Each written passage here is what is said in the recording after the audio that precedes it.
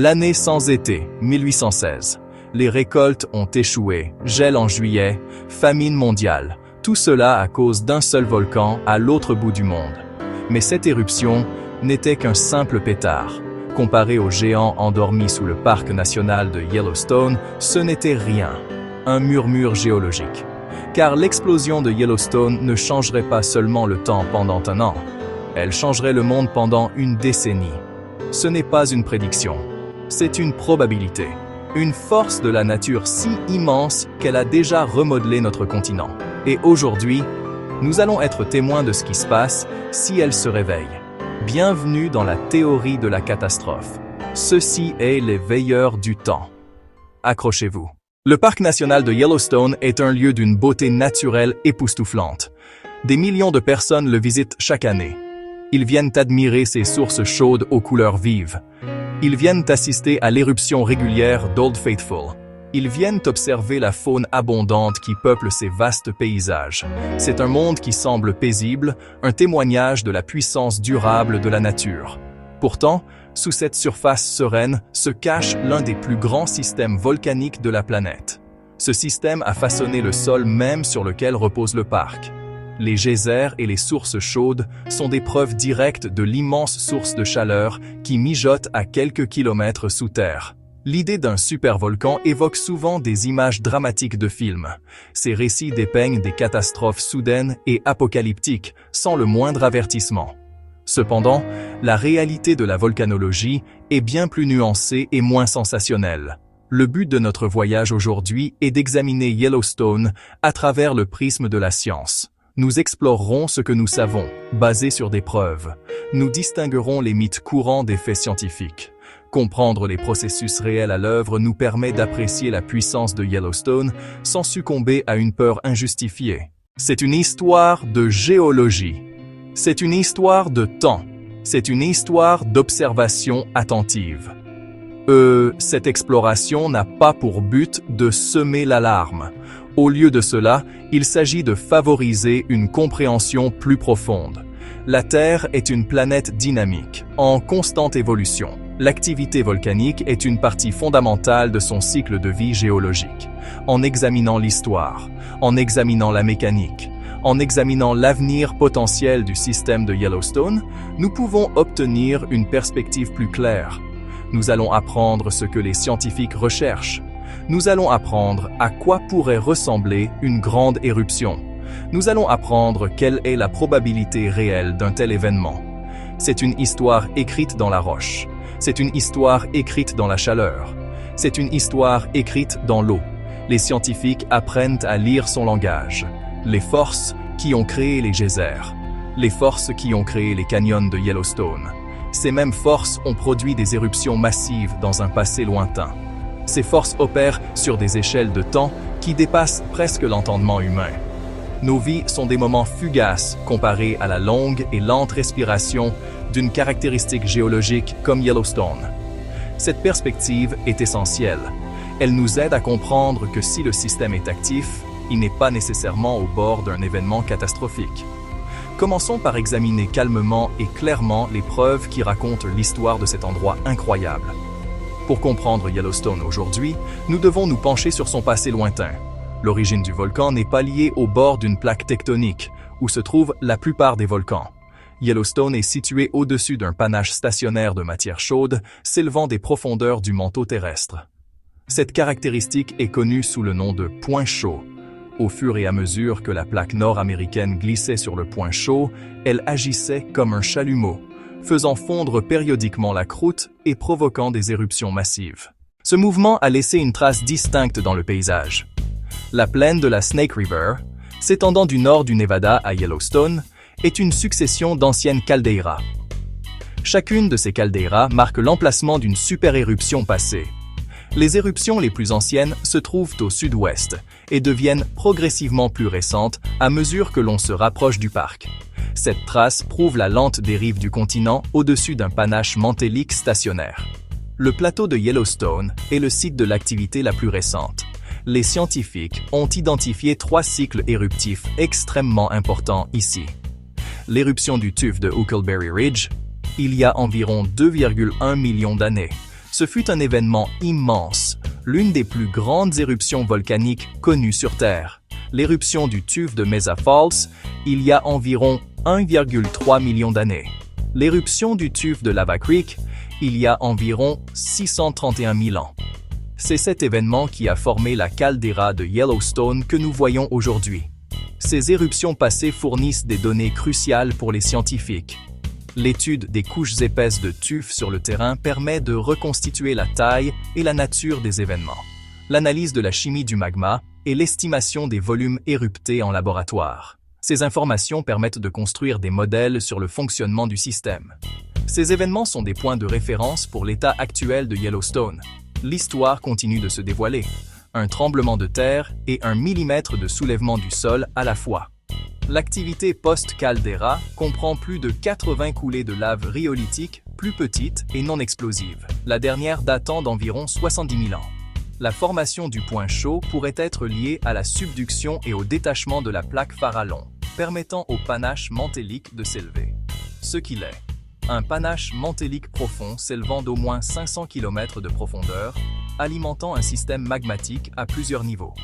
La trace du point chaud s'étend sur environ 16 millions d'années à travers la plaine de la Snake River.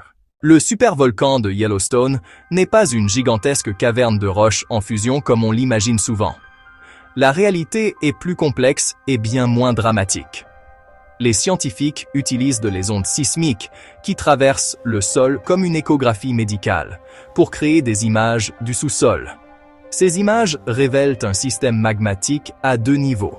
Le système supérieur est une grande masse de roches partiellement fondues ou de magma cristallin, située à environ 5 à 16 km sous la surface. C'est une zone spongieuse où la roche chaude et solide contient des poches de magma liquide. La quantité de liquide réel dans cette chambre supérieure est un détail crucial. Les estimations actuelles suggèrent que seulement 5 à 15% de ce réservoir est en fusion. Le reste est de la roche chaude, mais solide. Pour qu'une super éruption se produise, un pourcentage beaucoup plus élevé devrait être liquide et éruptible. Le système actuel est principalement solidifié et ne contient pas suffisamment de magma mobile pour alimenter un tel événement. Le magma lui-même est de la rhyolite. La rhyolite est riche en silice. Une teneur élevée en silice rend le magma épais et visqueux, emprisonnant le gaz et augmentant la pression. Plus profondément, un réservoir plus grand est situé entre 20 et 45 km, avec environ 2% de roches fondues. Alimenté par le panache mantélique, il est la principale source de chaleur pour la région. Il contient probablement du basalte, plus chaud et plus fluide que la rhyolite au-dessus. Le système plus profond recharge lentement le réservoir peu profond sur d'immenses échelles de temps. Une importante intrusion de basalte frais pourrait faire refondre le magma cristallin, augmentant la fraction liquide et la pression. Ce processus prendrait du temps et générerait des signes avant-coureurs clairs bien avant toute éruption. Le système, tel qu'il est actuellement compris, est dans un état de stabilité relative, et non sur le point d'une catastrophe imminente. Un système volcanique aussi vaste que celui de Yellowstone ne se réveille pas sans donner de nombreux avertissements. Les scientifiques de l'Observatoire volcanique de Yellowstone utilisent un réseau dense d'instruments pour surveiller le moindre mouvement du volcan. Les sismographes, les stations GPS, les fumerolles, les cartes de déformation du sol. Ces instruments détectent les signes précurseurs spécifiques qui indiquent que le magma se déplace vers la surface. L'un des signes les plus importants serait une série intense et prolongée de tremblements de terre. Bien que Yellowstone connaisse des milliers de petits tremblements de terre chaque année, une séquence pré-éruptive serait différente avec des secousses plus fortes, moins profondes et plus fréquentes. Un autre indicateur crucial est la déformation du sol. À mesure que le magma s'accumule dans le réservoir peu profond, il pousse le sol vers le haut. Le GPS et le radar satellite peuvent mesurer ce mouvement avec une précision millimétrique. Le fond de la caldeira monte et descend doucement au fil des ans, comme une respiration. Un signe avant-coureur serait un changement radical, des mètres par an au lieu de centimètres par décennie. Des changements dans les émissions de gaz et thermiques fourniraient également des avertissements clairs. Une forte augmentation durable du SO2 est un signal d'alarme. Un échauffement rapide et généralisé du sol et une activité accrue des geysers pourraient signaler une perturbation. Dans les étapes ultérieures, la pression pourrait fissurer la surface, formant des fractures annulaires autour de la chambre magmatique. Ces fractures représentent la rupture finale de la roche de couverture. La combinaison de tous ces signaux sur plusieurs semaines ou mois constituerait un avertissement sans équivoque. Si tous les signes avant-coureurs indiquaient une éruption imminente et que le système finissait par céder, l'événement se déroulerait selon une séquence prévisible.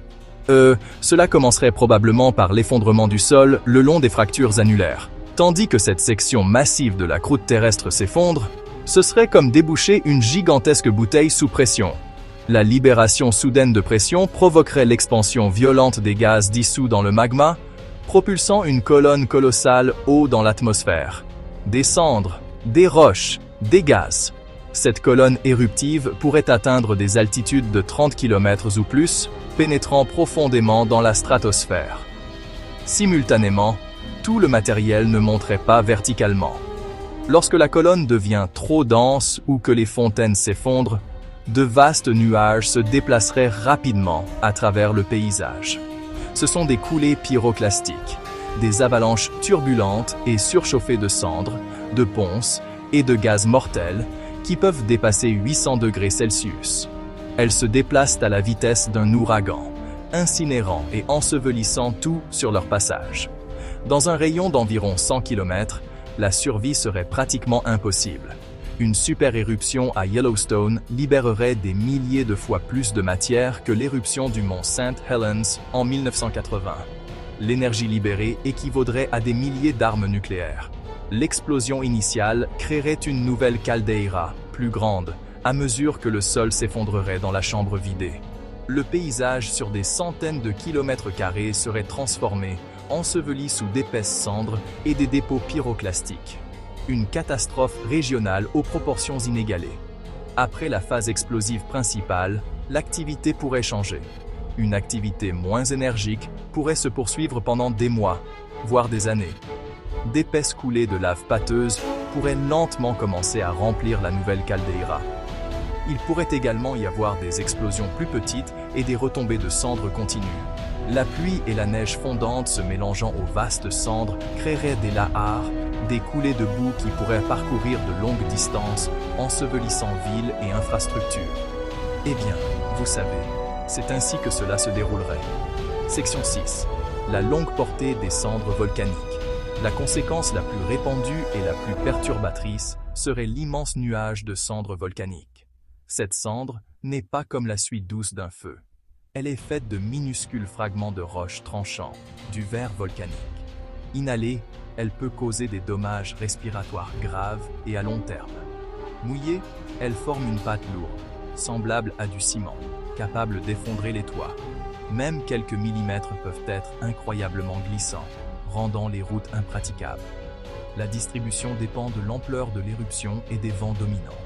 Le plus près du parc, Wyoming, Montana, Idaho, pourrait voir plus d'1 mètre de cendres, ce qui effondrerait la plupart des infrastructures.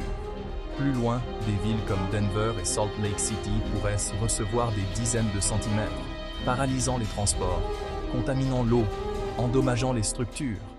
Des traces pourraient atteindre la côte Est et même l'Europe. Section 7. Un monde transformé, conséquence mondiale. L'impact ne se confinerait pas à l'Amérique du Nord.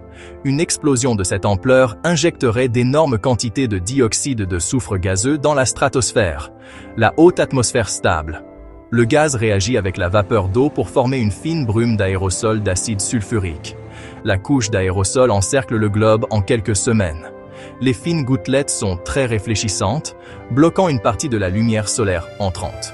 Résultat, un refroidissement global significatif et prolongé. Un hiver volcanique.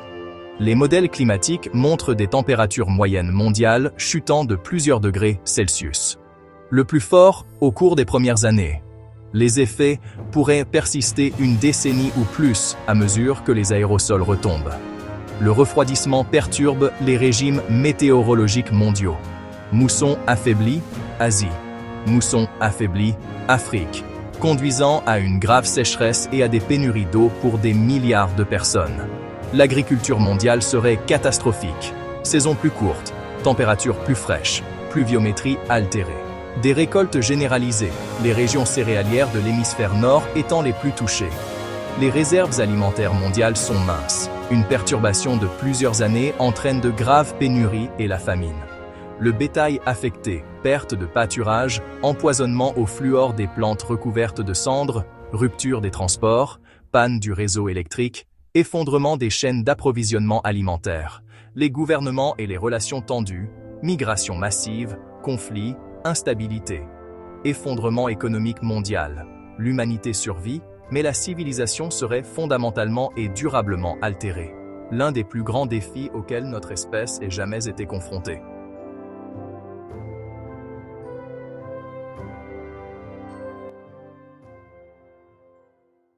Huitième section, se préparer face à l'improbable.